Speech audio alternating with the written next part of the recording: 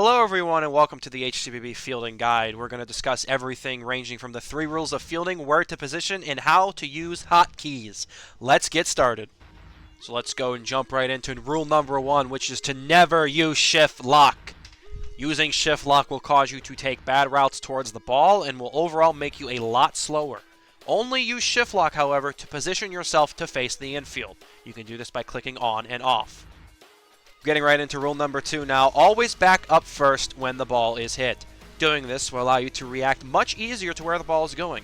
You then want to take a quick and effective route to grab the ball to make a play.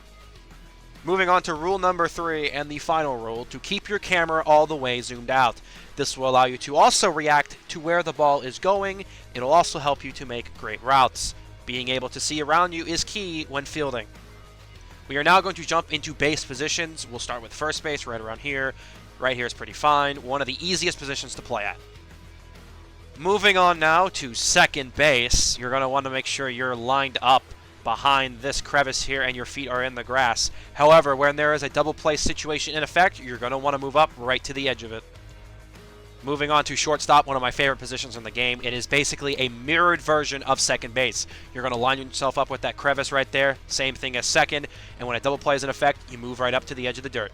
Alright, third base. Basically the same thing as first base. A mirrored version. Just make sure you line yourself up with that little edge of the grass there. Alright, moving on now to the outfield. We're going to start with left field, and this one can be a little tricky for newer players. You want to make sure, though, you're aligned with your shortstop. I have a test dummy over there. Make sure you're parallel with them, and you're going to want to play a little bit far back from the wall. We're going to move on now to center field, and this position is actually fairly easy for newer players. You're just going to want to make sure you're a little ways away from the wall and directly in line with the second base on the infield. Doing this will allow you to make catches easier that are behind you and in front of you. And the last position now is right field, and this one also pretty self-explanatory, basically the same as left field, except you're going to want to line up parallel with your second baseman and be a little ways away from the wall.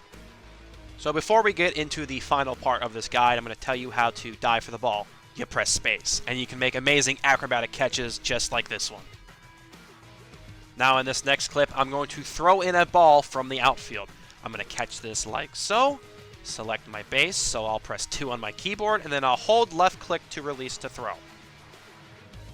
And as for the infield side of things, we're going to be talking about hotkeys.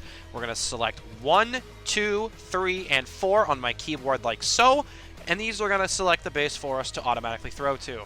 Once again, 1, 2, 3, and 4. I'm going to select first. I'm going to hold down left click because it's already aimed for me. I don't have to aim with my cursor. I'm going to hold down left mouse to throw, and I'm going to try and get as close as possible to the accuracy bar. You do not have to be perfect with this accuracy, so long as you just select the base to throw to. Let's move on to a scenario. Let's just say a ground ball just got hit to you and there's a runner going to second. I'm going to select the 2 hotkey, and then I'm going to throw to second. Now, that runner that just hit the ball, I'm going to run the first and grab the ball for a double play. Well, that'll do it for the fielding guide.